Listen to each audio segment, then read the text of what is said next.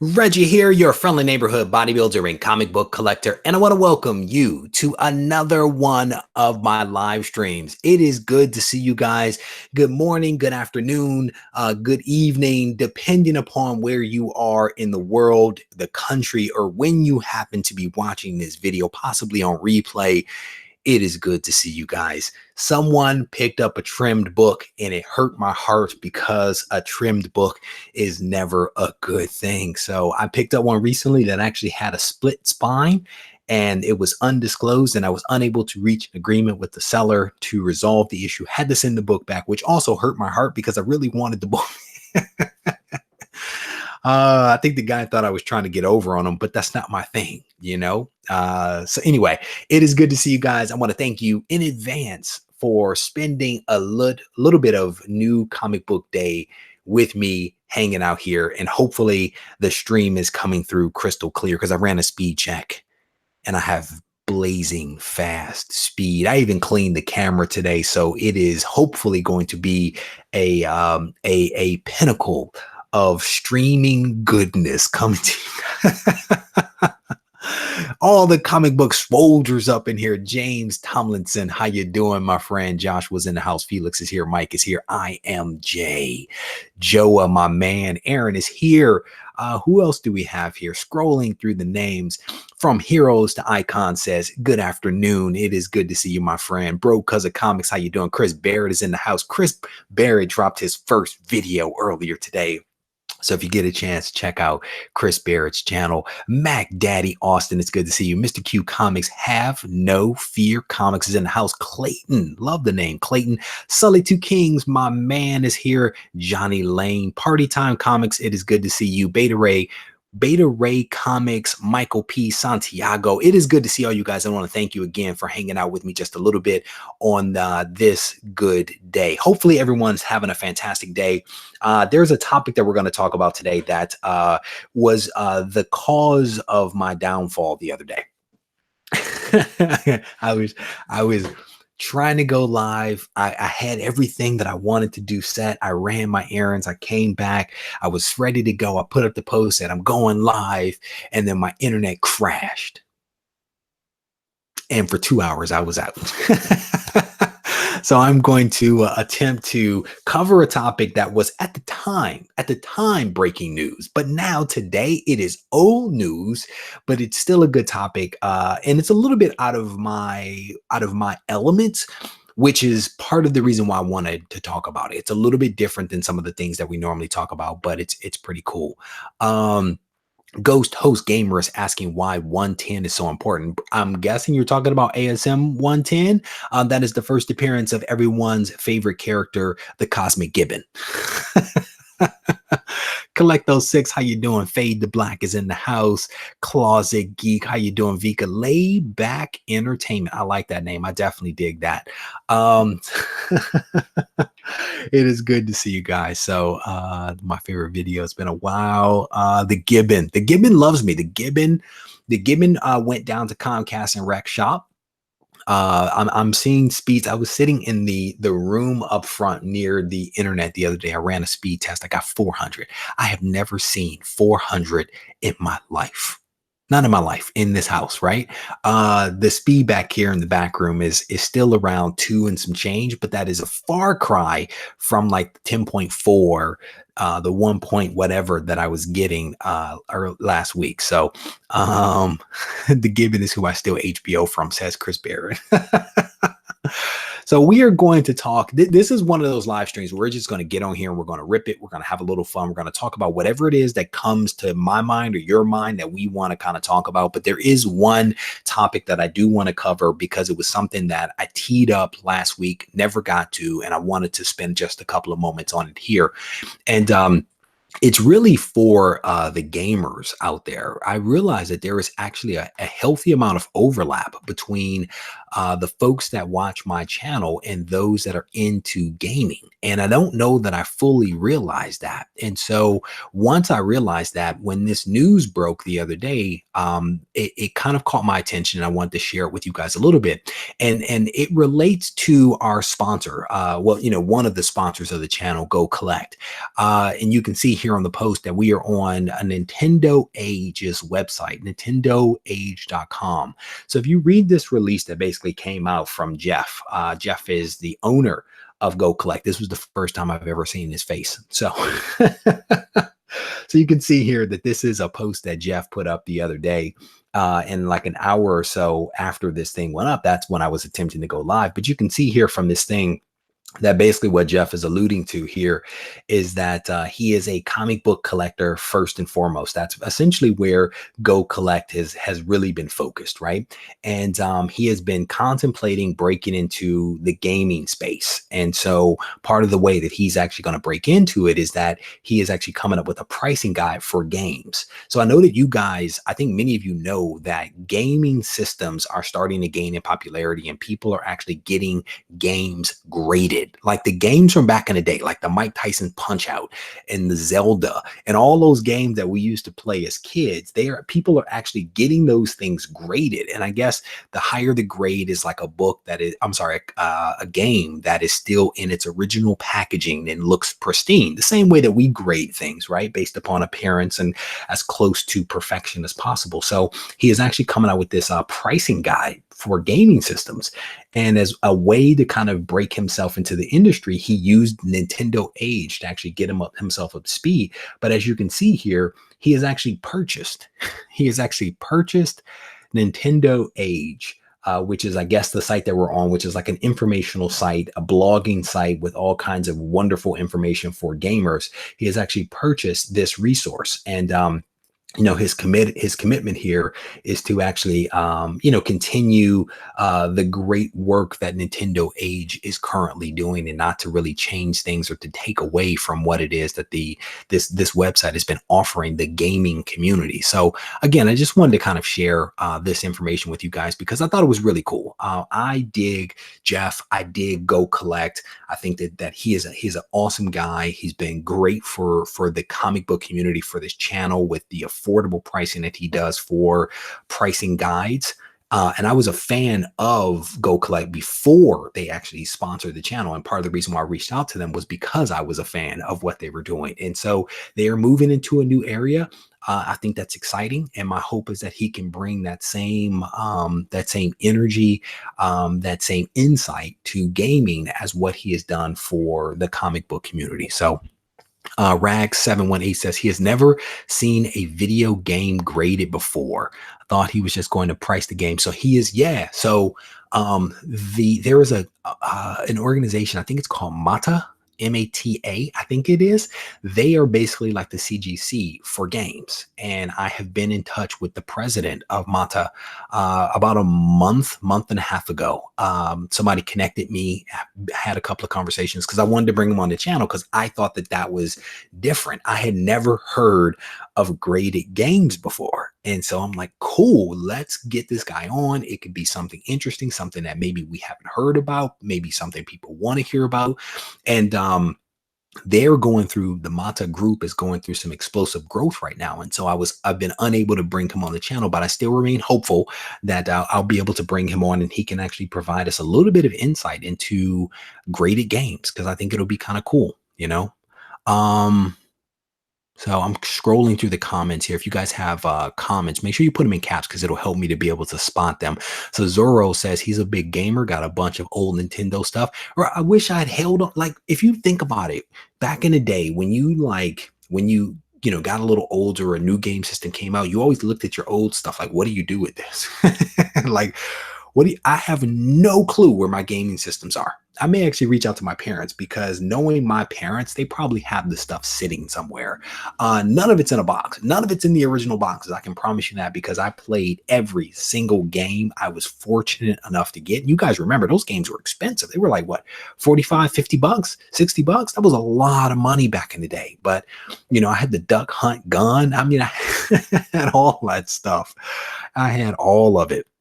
Let me scroll through some of the comments here. Daniel says, dude, they grade everything these days. Yes, they do. Yes, they do. They grade everything.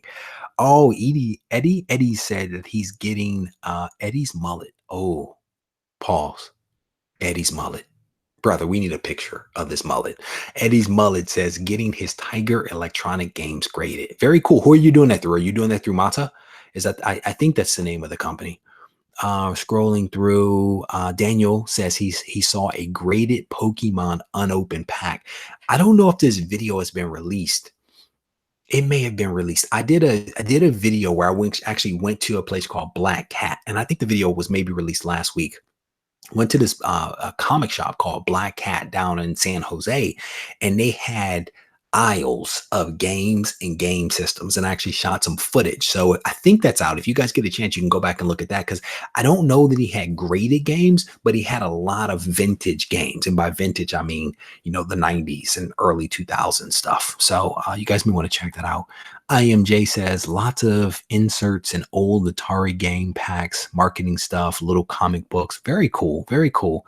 Bake the Snake says grading. Oh, I lost a comment. This thing is I lost a comment. Sorry, Bake the Snake says he follows a guy on Instagram that actually has graded comics. Bake the Snake, here we go. Grading is a good idea. It not only preserves but helps to keep a handle on quality control. Well said. Do you know if they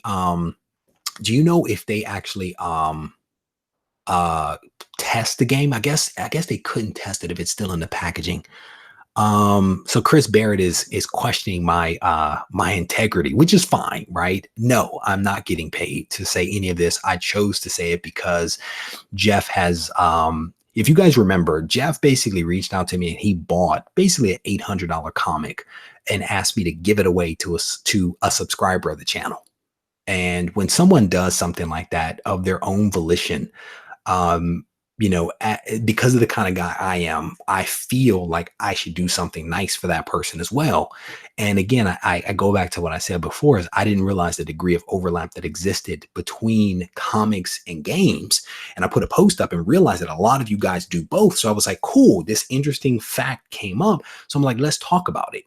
So to answer the question, and you guys know me, whenever I get paid for something, I am always super transparent about that, because I don't want anyone to ever question my integrity. And you guys also know that I do a lot of things for people behind the scenes, because there's a lot of really wonderful people that are around me that do nice things for me. And I feel like I owe them something. People give me stuff and they're like, well, this is for the videos that you create. But that only makes me feel like I should do something for them too. So to answer the question very directly, no, I am not getting paid to say the things that I'm saying. I'm saying these things because Jeff is a good guy, and Jeff does a lot for the comic book community, and I want to say thank you for that. So thank you, Chris, for allowing me to raise that point that others may also wonder about, but don't necessarily want to say. So thank you for that. NES is all he played. Collecto6, you play games? Really, bro? Says he plays Tetris, Phantom Fighter, Dragon Spirit. So I talk to Collecto6 like every day. He's never mentioned games. Oh man, that's crazy. Bake the Snake graded Pops. Wait a minute, they grade Pops? I didn't know that. I did not know that. I started at the same time I started looking into the gaming stuff. Right before that, I started looking into the pop stuff, because I think all this stuff is fascinating. Like, it's not my thing, but I think it's all fascinating stuff. I did not know they graded Pops. I guess I shouldn't be surprised, but interesting. Bake the Snake had the comment about following some guy that sells graded games. I think to the point of what Jeff was saying, and you guys correct me on this, that actually may know a little bit better than I guess what he's saying is that there is no, I guess, system for actually pricing the game. So you now have a mechanism through, I think, this Wata group to grade the games, but you don't have a mechanism to actually price them. And so without the price thing, I guess it's like all guesswork, right? Or triangulation of price based upon other market conditions and what other books have sold for. I'm sorry, See, I'm stuck on books. What other games have sold for? So I think this whole pricing thing, I think it's probably going to be a good service to offer because it offers people, some transparency and the ability to determine what something is actually worth. So I think it's a pretty cool move. Johnny Future says, Reggie, Nerdy Girl does games. Brother, where do you think all this came from?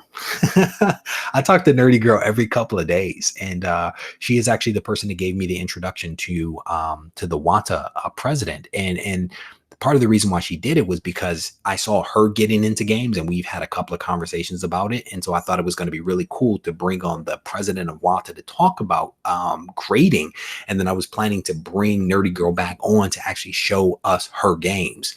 But I tell you guys all the time, I'm like working on arcs and stuff like that, and sometimes things work out really nicely, and sometimes they don't. But I don't give up on them. So Dirty Girl is big into games. She is really big into games. And so again, I talk to her fairly often, and that's kind of how I stay in the know on what's happening with some of the stuff. And I mean, many of the people in this room I talk to on a regular basis, Nerdy Girl is one of those folks that I talk to pretty often. Scrolling through some of the comments here. Scrolling through, guessing the games would be part of the grade. So yeah, I mean, Tonto is raising a good point that we kind of touched on. So I'm guessing they can only test the game if the game is open, right? If the game is closed, and they probably cannot test it.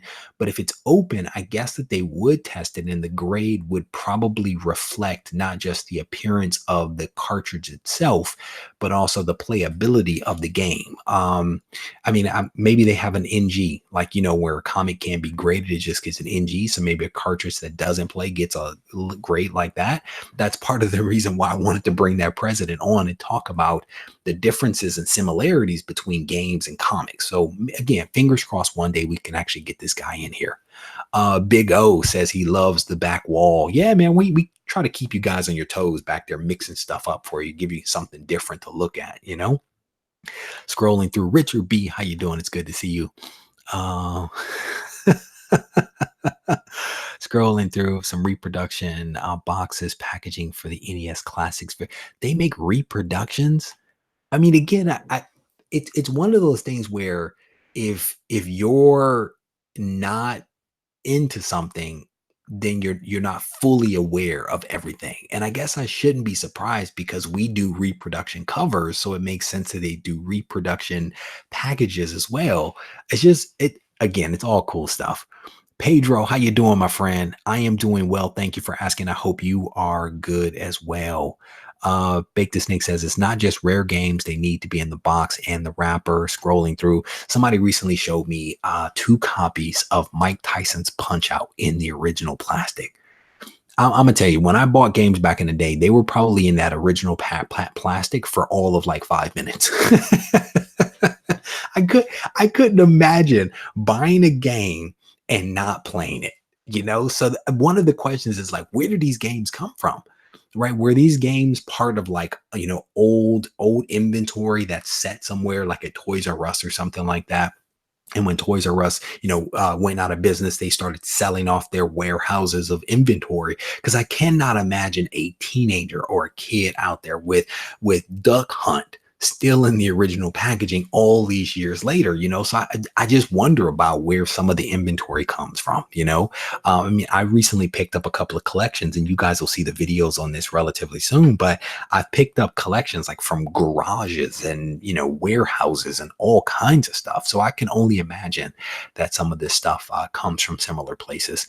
Zoro says he actually found the reproductions on Etsy. I think that's how you say that, Etsy. Somebody on there remakes them. Very cool. Very cool. Scrolling. He says, very professionally printed Super Mario Brothers 3 original game and sleeve, but reproduction box. Very cool. That is all right. I love signed comics. Hey, brother, how you doing? He says, just sold the last of his massive collection. That is crazy. Did you have them in the original boxes and all that kind of stuff? I love signed comics. I'm curious. Scrolling through some of the comments here, and they're showing a polybag. Like today, buy a book and not reading it. Yeah, but again, I think those are adults too that would probably do that. I struggle with, well, maybe there were kids out there Collecto, you were probably that kid that would read it, buy two copies, and not read one and read the other. So okay, let me not say that. Let me not say that. Old Wolf 65, how you doing? Golden Eye 007 was $90 back 20. What? What? Why did you guys not put me up on this stuff? Track and field. Track and field is what that was one of my favorite games. IMJ track and field, one of the rarest NES games, sells for thousands. That is crazy. I loved that game back in the day because I ran track. So that was like one of my favorite ones. Zorro in the house talking about. So if you guys haven't seen this, my man Zorro, who is in the room right here, he actually makes these custom covers for people. And he's made a couple of them of me as a superhero. I think he says here he's working on issue number three of the Friendly Neighborhood Bodybuilder cover. This dude is doing some really cool stuff. So if you guys haven't checked him out, I definitely encourage you to do that. His link is in the story on my Instagram, so you can find him there, or you can find him here at Zorro. But definitely a really talented guy. Again, talent that I don't have. I can take pretty pictures and pose, but that's the extent of my talents. Hunter Thompson, how you doing? Good afternoon, good morning to you, my friend. Atari 2600 ETA and a 9.8 graded, traded for Turok number. Oh, Brett Hess. Brett Hess, you are a funny, funny man. My buddy had the pad for I had the pad too, bro. It was the pad. I think it had is it the one with the joystick? And it was massive. And it had the joystick and it had two buttons. It just go.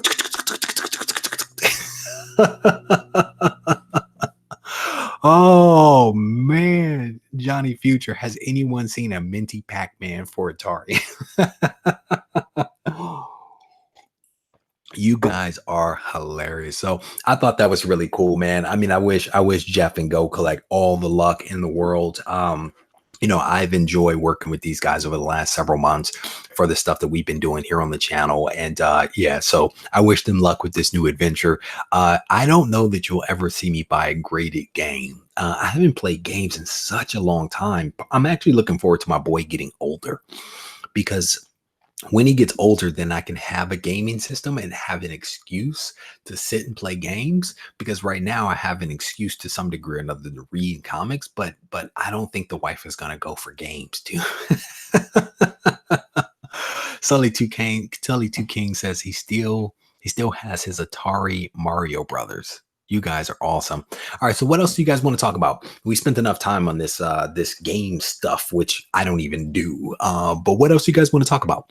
No joystick. It was a mat you lay on the ground and run in place. Oh, I think I do remember that. I didn't have the money for that, bro. I didn't have the money for that. Oh man, Pong, anyone? Ooh, my father had. I don't even know what game system it was. But he had a Burger Time. I used to play some Burger Time like nobody's business. Nobody's business. Atari Pitfall was his game. 9,000 sealed retro games. Oh my goodness. The NES Pursuit. I'm guessing it's a YouTube channel, Young T. 9,000 sealed retro games. That is crazy. That is crazy. Scrolling through some of this stuff. 90 MF Comics. How you doing, bro? Bro, Burger Time. I'm telling you, Burger Time was the truth. It was the truth. I love that game. Was that ColecoVision? No, that was Pong. Wasn't ColecoVision Pong? Lee Atkins, how you doing, brother? Oh, there we go. He says it's in television. That's what's up. That my man. He had my dad. If I know my father, I can send him a message right now and be like, Dad, do you still have Burger Time? And he will probably still have it, knowing my dad. Burger Time was in television. There you go. A couple of people confirming that. Very cool. You guys are awesome. All right. So anybody want to talk about comics? Anybody want to talk about comics? Because I want to talk about some comics. I don't know what we want to talk about, but I'm game for whatever. Somebody gave me a thumbs down. I guess they didn't like my comments. I don't know. It's all good. Lee Atkins says he still has his burger time. All right, here we go. We got a topic change here from IMJ. He says Cosmic Marvel most unknown and underappreciated comic first Captain Universe and Micronauts. Brother, I don't even know that I've ever held a Micronauts comic. No, I probably held one. I probably held one. I would probably agree. Micronauts, just in general, I've never read the comic. Maybe I should. Maybe I should read the comic so I can have an informed opinion on it. But there's like so many comics, so many characters. Right now, I'm spending a lot of time reading a lot of the old Image stuff. Like I'm actually reading. I finished with like issue 10 or so of Pit, I think it was, and now I'm on to the Wildcats. And I may read Young Bloods. I'm definitely enjoying this old Image stuff from back in the day. It's actually not bad stuff, you know, decent artwork from a man, Jim Lee. So I may go check that one out. Mousetrap from ColecoVision. Scrolling through some of the comments here. Black suit speculation if it makes appearance in Far From Home. So that I have if the black suit makes an appearance, it'll be interesting. I think it's a good move because I think that there's been enough. I think that there's been enough Spider-Man movies out there for them to be able to do something a little bit different with him with the costume. So I think it could be a good move. And thankfully, I'm actually covered with the black costume because I have so much of the black costume stuff already. The first appearances of the black costume and the pre-first appearances that only like Spider-Man guys nerd out on.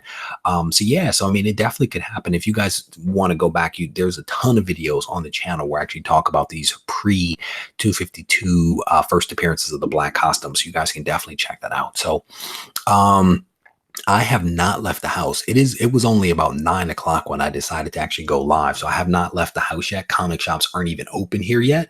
So I haven't even picked up anything.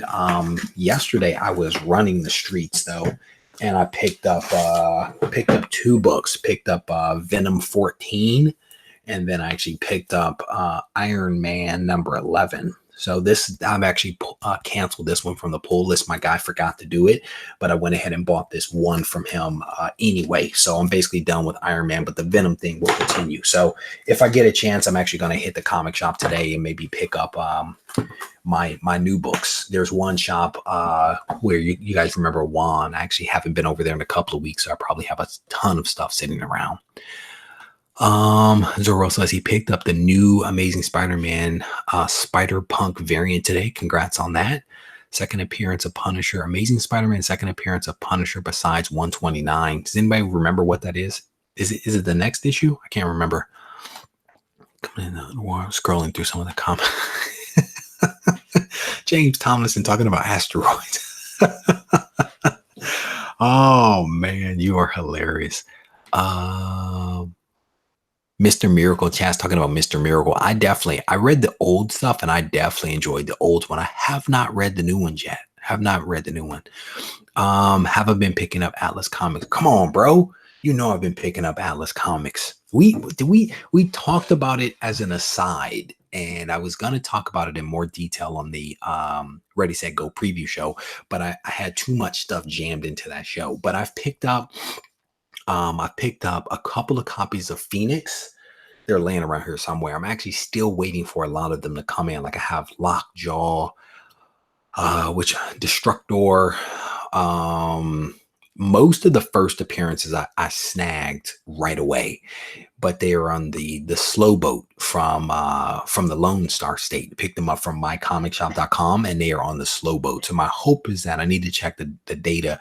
They may arrive this week, so we'll see. But a lot of those first appearances from Atlas I picked up, and as I did talk about in the live stream, a couple of those, the Phoenix and the Destructor were the 2 that I remember having as a kid that I picked up. And so those were the first 2 that I grabbed. And then I have all of the others coming in soon. So scrolling through some of the comments here, getting a little feedback. Sorry about that, guys. You guys are stuck on these games. I love it. We have the second appearance of the Punisher. Thank you, 90MF Comics, as Amazing Spider-Man 135. Thank you for that, brother. Scrolling through some of the comments. Scrolling through, not picking up something. Um, Anyone ever regret not picking something up?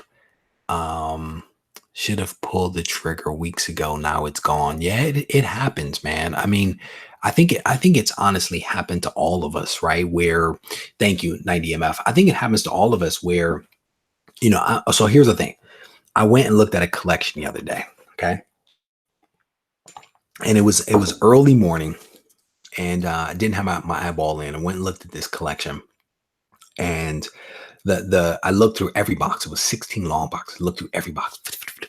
Right. If you guys are hunters, right. So you work your way through it. And then I turned to negotiate the deal with the guy. And I realized in talking with him that I messed up, that I had the wrong price in my head for what he was actually charging. And his stated price was really high. His adjusted price was not bad, but I was being cheap. I was being cheap. I was like, no, I can't do it. And I walked away from the deal. Walked away from the deal, and I didn't regret it at the time. I didn't regret it at the time. And this morning, I got a notice that the item had sold, and there was a little bit of twinge of regret there. I still think that it was the right decision for me to make, but there was that little bit of twinge of, did I mess up?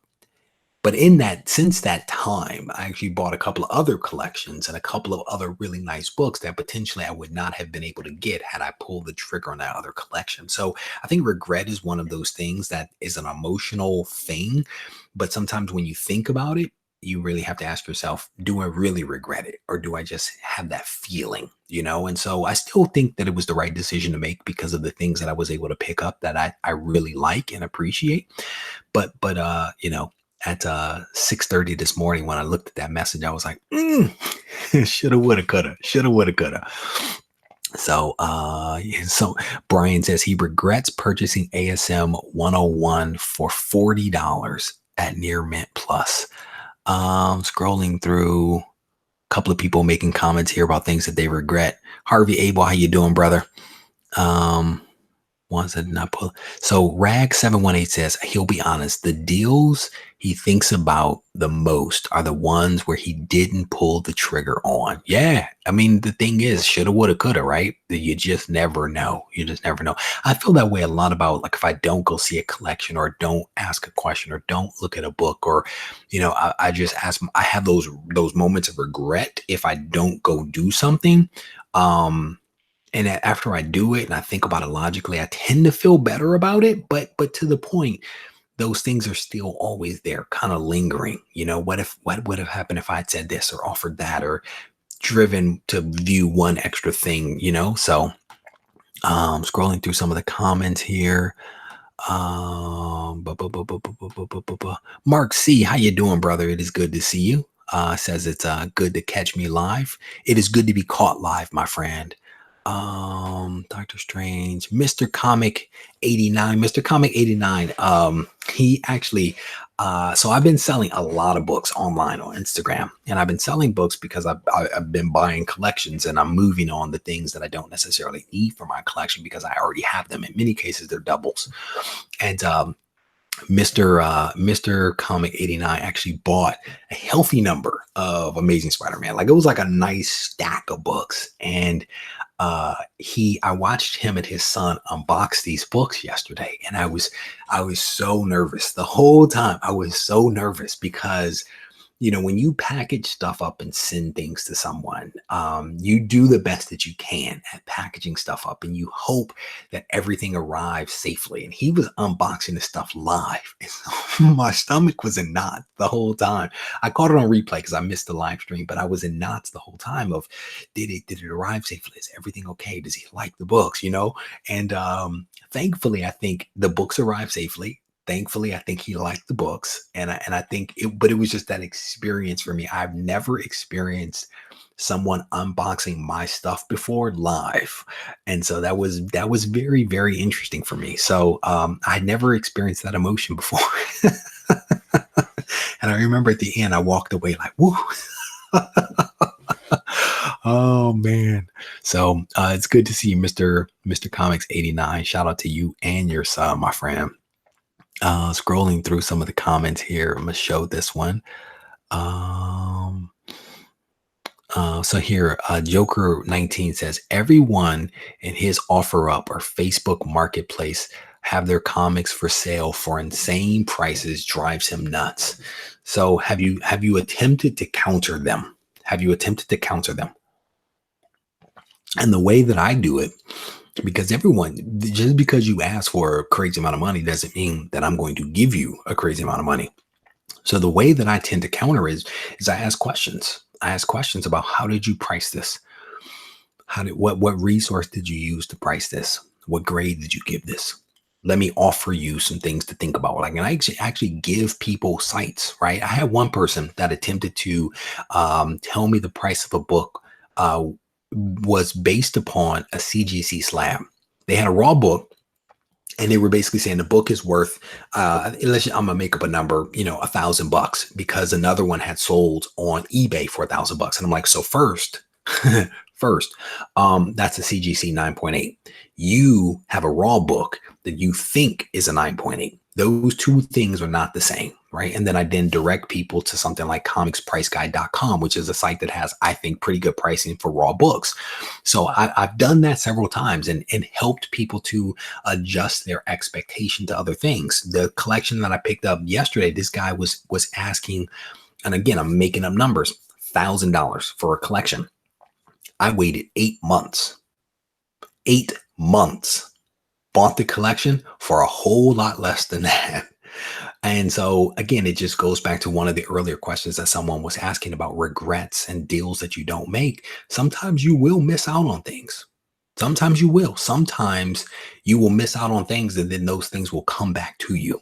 And it all happens. And I think again, part of it is that you have people that don't fully know what they have. And so if you take the time to kind of educate them and explain things to them, sometimes it'll actually help and actually work to your advantage. I've had similar things where people are pulling up prices and they're just giving me numbers, and I'm like, that number is not even based in reality. There's no way. I looked at a collection a couple of months ago. Guy pulled out a book, pulled out a pricing guide, $80 raw book. No, that's not even the starting price. The price is $3. So I think Joker 19, I think you're raising an excellent point that people are asking for crazy amounts of money for things, but that doesn't necessarily mean that you have to pay it. And it doesn't necessarily mean that they're making informed decisions on some of those things. And so you might want to take a little time, man, because sometimes you can nudge people in the right direction. Collecting comics, how you doing, brother? It is good to see you. Scrolling through some of this stuff. Todd 24, how you doing? It's good to see you. Wolf Mo 88. What's interesting? Wolf Mo is making a comment here about the thumbs down on videos. What I found interesting yesterday is that someone actually gave me a thumbs down on a video and then undid it later on in the day. So I don't know. I don't, people don't always agree with me, and I think that that's okay. I think it's okay. Anthony says he walked away from an X-Men 94, but he doesn't regret it because he knows that he's saving up for a book that he really wants. There you go. And I think that's the thing is, as collectors and as hunters, when you see a book in the wild that you've never seen before, that you think that you want, right? There is that moment where you're like, I gotta have it. The truth of the matter is that there are so many books out there, so many issues of every single comic out there that you don't necessarily have to pull the trigger because that book is at the next shop. It's a month away at a place that you've never expected it to be. And so that's part of the reason why I have comfort in the fact that I can walk away from books and deals and it'll be okay because there are so many books out there. So I think here's one of the things I will say. The more you do it, the easier it becomes, right? The first time you do it, you feel sick. But the more you do it, the easier it is to walk away from that book that doesn't make sense for you, right? And it goes back to a lot of stuff we talked about what is your goal for your collection? What are you really after? What are you really trying to accomplish, right? Does this book make good dollars and cents for your collection? Does it make sense for your collection? If not, if you have those criteria and you evaluate that book against those criteria and it doesn't make sense, you should be able to walk away. And the more you do it, the easier it'll become. So here you go. SSJVR13 says he had Batman Damned #1 in his hands and put it back because he already had a big stack of comics. And that is a common book. That book, Batman Damned, even at 9.8, it's out there. It's out there, and you can always find that book. But again, the more you do it, the easier it becomes. This is a really, really good discussion. I love this. Is Silver Hair Bronze Age Babe in here? Is she in here? I dig her. I dig her. She buys reader copy books. She buys reader copy books, and I dig her. I just started watching some of her content. I think I'm on like my third. I think I'm on like my third video or something like that of hers, maybe fourth. I dig her content. So yeah. Um. Oh wow, check that out. So Harvey Abel is saying here, his Breaking Barriers entry won for highest number of votes in the week and will be sent, and he's going to be sent an electronic gift card for 24 bucks. That's very cool. So Harvey Abel is deaf, and he has been helping me over probably the last 6 months, if not longer, make adjustments to the channel and some of the things that I'm doing to help the deaf community. And he wrote an entry, I think it was like a week and a half ago, maybe, of our interaction, of how he's been helping me do things that help people that otherwise wouldn't be able to participate in some of the things that I do here on the channel. And what he's saying here is that that write-up that he did about our interactions actually got a ton of votes on this website, and now he's actually getting the gift card. So congratulations to you, sir. You'll probably read this back on the replay, but congratulations to you. And thank you for sharing that, man. That was a day that it was a tough day for me for a couple of different reasons, and that came through. It mattered. It mattered. So shout out to you, Harvey Abel, for that. Scrolling through some of the other comments here. Oh man, signed up for cover price after my interview, but it seemed to always use Go Collect or those complimentary services, or should I switch? So I think for me, I think that one pricing service is really all that you need. And let me restate, depending upon what you're doing, one pricing service may be all that you need. I use two pricing services in tandem with one another. One I pay for, one is free, and it covers my bases. When I'm talking about slabs, I use Go Collect because I think that, let's say that you have multiple pricing services, right? And they're all on slabs, for example. Depending upon where they get their data from and the frequency in which they do their updates, that could cause conflicts, where over here you could see a price of $1 and over here you see a price of $1,000 for the exact same book, because they are getting their data from different places and different frequencies. They're scrubbing their data differently. You could see different results. So in my mind, I want to have one that I trust and that I use for everything. And those are just my numbers, right? That's part of the reason why I don't use Go Collect and GPA. I just use one. Now, because Go Collect is primarily slabbed books, I also use comicspriceguide.com because they have raw prices. I like that site for raw prices. I don't look at the second column, which shows you graded prices, because of, again, how they do their graded prices. I prefer what I get from Go Collect. So I use one for slabs, one for raw books, and I do not believe that that causes a conflict. So hopefully that helps. Hopefully that helps Lee kind of answer that question. And again, I think you'll have to decide which one of the services or which two of the services that you want to go with. But I think that the two that you mentioned might have more conflict than be complementary to one another, the way that I just kind of explained. So hopefully that helps. Scrolling through some of the comments here.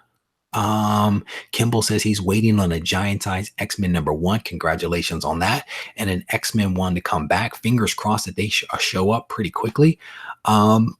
Jay Pecht is asking if Go Collect is good for slabs. So So yes, Go Collect is primarily for slabs. Both CGC and CBCS slabs are reflected in their data. You can to some degree or another use that service also for your raw books, but I prefer to have a raw book guide as my guide, right? But you can always look at the Go Collect pricing and say, okay, if this book is $100 slabbed, then this raw book can't be $100, right? That's one way to kind of look at it, right? Because there are costs involved with getting a book slab, depending upon your level of service. You could be looking at $30 per book. So you can't have a raw book that is the same price as a slab book. That just doesn't work, right? And so that's one way you can kind of use Go Collect for your raw and your graded books. But again, I like to have a separate guide for the raw, and that's where Cover Comics Price Guide works for me. So scrolling through some of the comments here, again, if you guys have questions, throw them in caps because it helps my old eyes. And I know some of you guys are talking amongst yourselves, so I think that that's perfectly fine. Clayton says he's got to head out. Thank you, brother. Thank you. I appreciate you hanging out for a little bit. It was nice to have you here. Sully 2 King says, see ya, Clayton. Oh my goodness. Chris Barrett says he is thinking of doing a run of West Coast Avengers. So I'm going to be honest with you. I used to love the West Coast Avengers. It was back when I was in the 90s. I read it. I read Wonder Man. I read Scarlet Witch and Vision. I read a lot of that West Coast Avengers related stuff. Never not really the Avengers title, but I dug the West Coast Avengers. And it might have been because I was in Detroit and we were heavily influenced by the West Coast, and I listened to West Coast rap music. And so West Coast Avengers resonated with me. Who the heck knows? But I say go for it, brother, because those books are definitely out there and they're also affordable. I actually saw a huge stack of those somewhere. Boatwright Family and Comics is asking whether Go Collect will ever do a raw guide. The problem, I don't know. Let me just answer that question. I don't know. I think that raw comic book prices are a little tough, right? The graded stuff is easier because there's a grade. There's some commonality to it. With raw books, you have the subjectivity that is still there. That subjectivity of grading is tough, and I think that probably is what gives a lot of pricing services the flux and gives them hesitation on whether they should touch that or not. Because you could have someone that is super skilled at grading raw books, and you could have someone that is not skilled that basically say this book is a 9.0, and one of those people will be wrong. and so the thing becomes how reliable and how accurate is that data. And it's not even just the data itself, because all data has to be scrubbed and cleaned. It is even a step before that with the reliability of the information and the grading of that book. And so like eBay would be really tough, right? Because if you look at eBay, every raw book is near mint. Every raw book near mint. This is a near mint book. Or there's no grade and they say something like, I am not a professional grader, please look at the photos. Where do you put that book? And that's what makes raw book prices so tough. And that's part of the reason why I just pick the service. That's my price. And when I sell books, that is the place that I go to kind of draw my price from, because it's at least consistent. So who knows what'll happen with Go Collect. I think they're doing a lot of crazy stuff right now. And so I don't know if the raw book pricing is something that they want to touch. So here we go. So Kingpin says he's still searching for a site with accurate comic info details like first appearances, keys. So are you using the Key Collector app, Kingpin Comics? Because Nick, I think, does a pretty good job of this. And I've spoken to Nick enough to kind of know that he spends a lot of time finding this information, but that is the resource that I use, to be honest with you. I'll pop up Key Collector app when I'm out there hunting, or whether I'm sitting here in the room putting labels on books, and I'll pop that open and I'll look it up and I'll, pull out the significance of the book based upon what I see in Key Collector app. So I dig that. Overstreet, I've never even owned an Overstreet guide. Well, maybe as a kid I did, but as an adult, no. But if you aren't using Key Collector app, you might want to check that one out. Scrolling through, some of the comments here, seeing what else you guys are asking about. Reggie, that water damage X-Men 490 of mine was near mint with water damage. That's bananas. Where'd you send that? Oh, got it. I'm telling you, every book on eBay is near mint, bro. I'm not a professional grader. Check the photos, near mint. Holla. Oh man. Also, photos can be deceiving. Got a few books with slight creasing in them, not in the pictures. Yes, that is true. I mean, it grading, like someone was asking me the other day whether they could send me a couple of photos of books to grade. And one, I'm not a professional grader, right? Two, it is so hard to grade a book that you're not touching.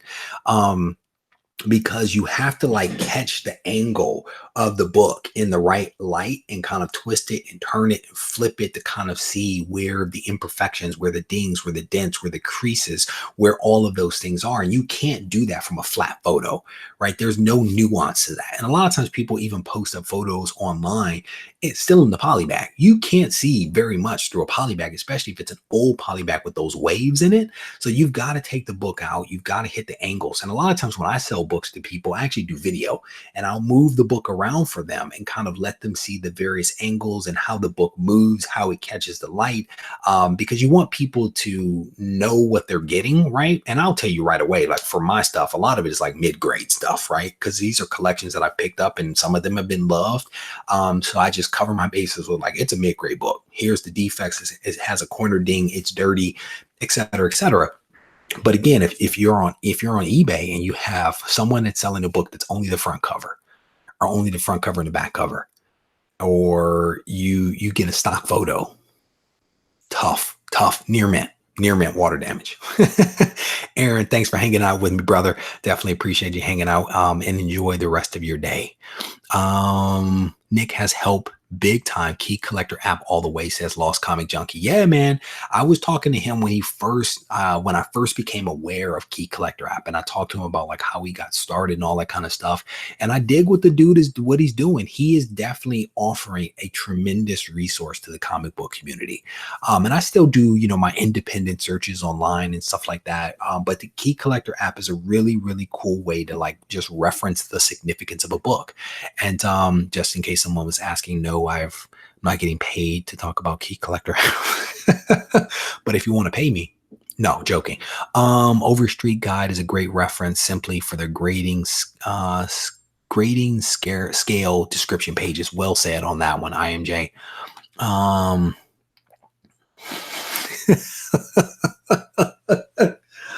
my goodness.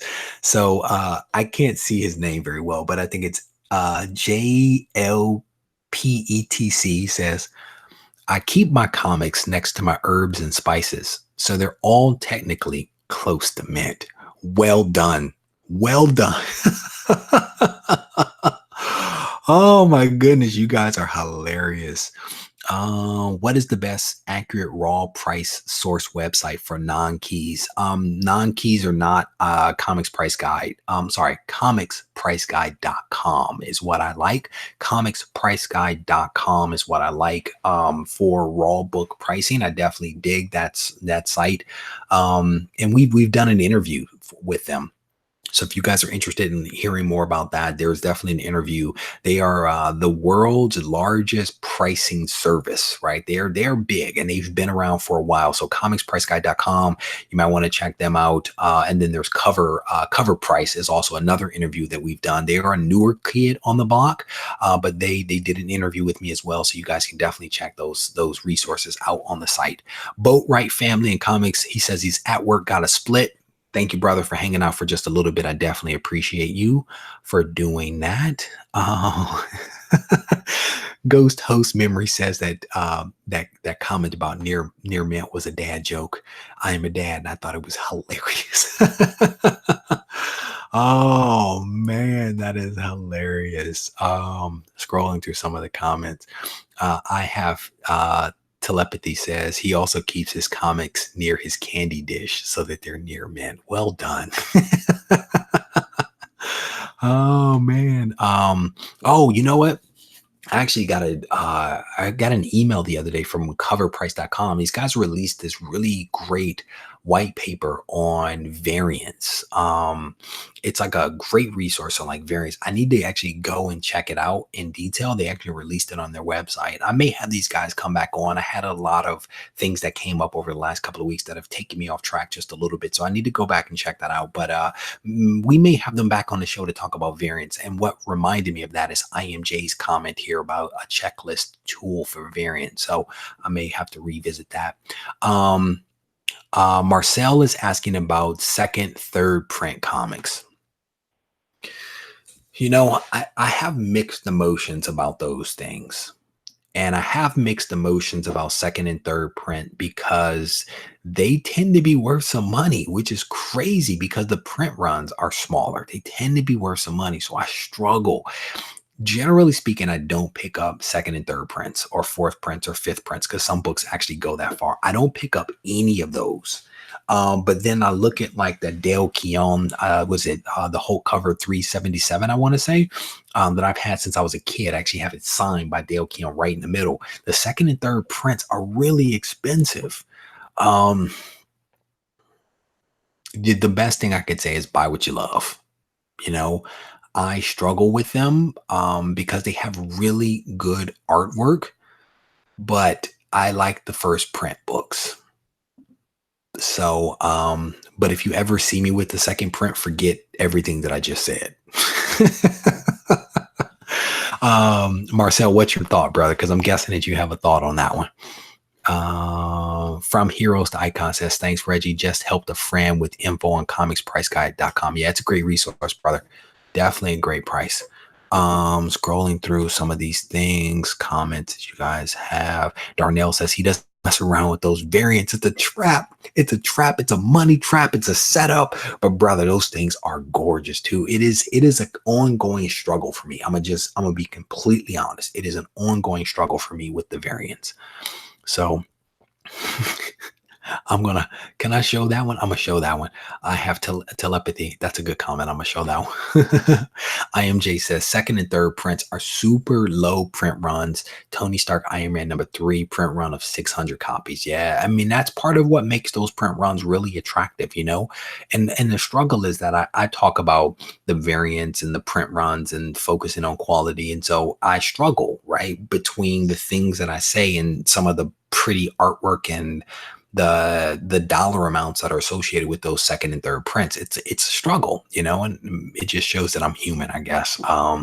So Immortal Hulk #2 fifth print. Yeah. What I was actually thinking about was is it the Killing Joke? Yeah, the Killing Joke that has, what is it? That thing is in like fifth print, I want to say, where they just changed the color from like neon to pink to blue to white or something like that. That was the one that I was thinking of, but Young T actually brings up Hulk #2 with its fifth print.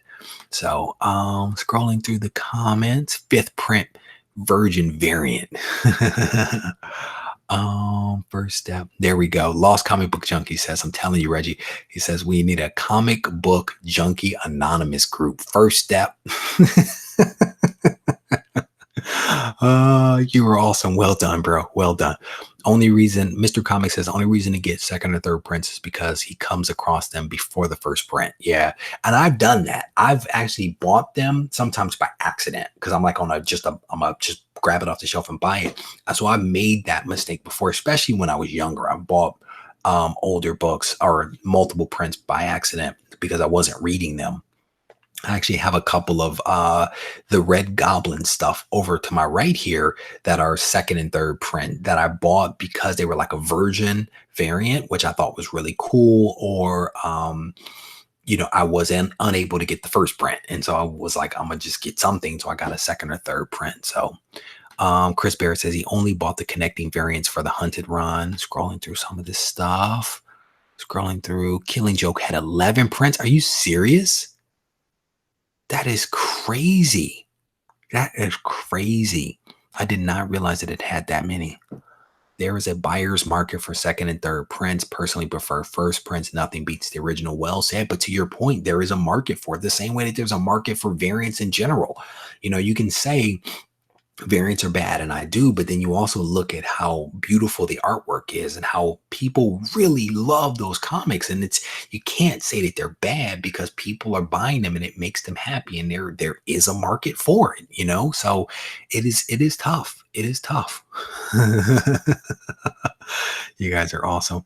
um so when this video uploads, the old breaking news will be, yes, it will be, Harvey. It will be ancient by the time you actually see it.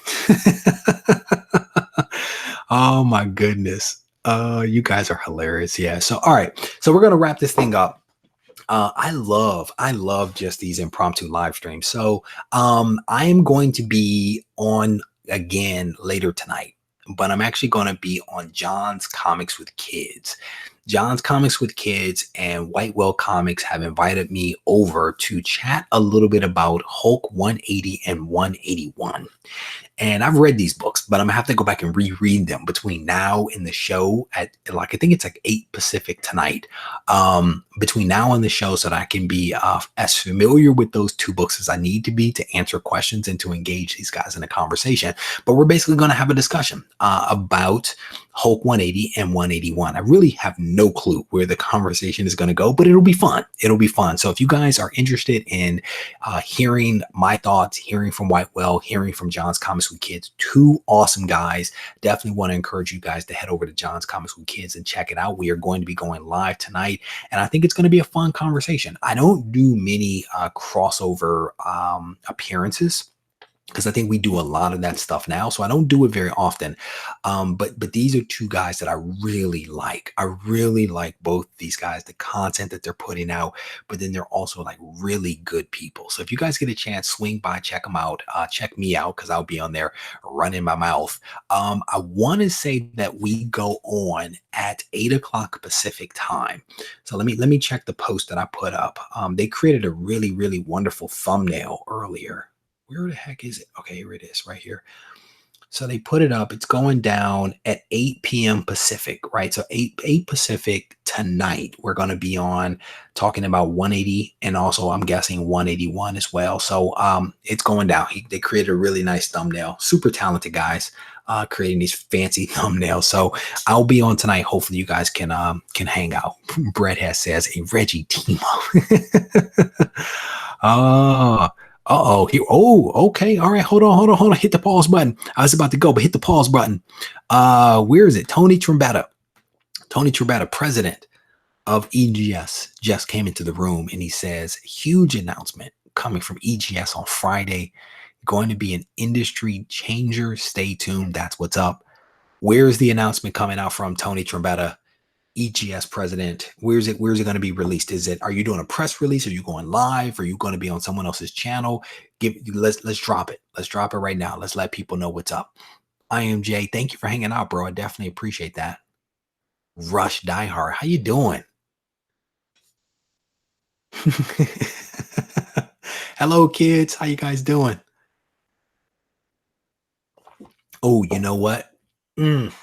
I just realized in this moment that I promised someone that I was going to do something and I didn't do it. And it's been a couple of weeks. I have to go back to my emails. I feel sick now. I just realized I messed up on something. I promised to do something for some school children and I dropped the ball. I want to thank you guys for hanging out with me. If you need to get in touch with me, reach out to me at RegieCollects on Instagram, at RegieCollects@gmail.com. If you guys need me, I am around. Tony Trombetta. Hopefully you can drop the details on where you are going to make your announcement on Friday so that people can follow that up. I want to thank you guys for hanging out a little bit. I absolutely appreciate it. Now I got to go make something right. Take care.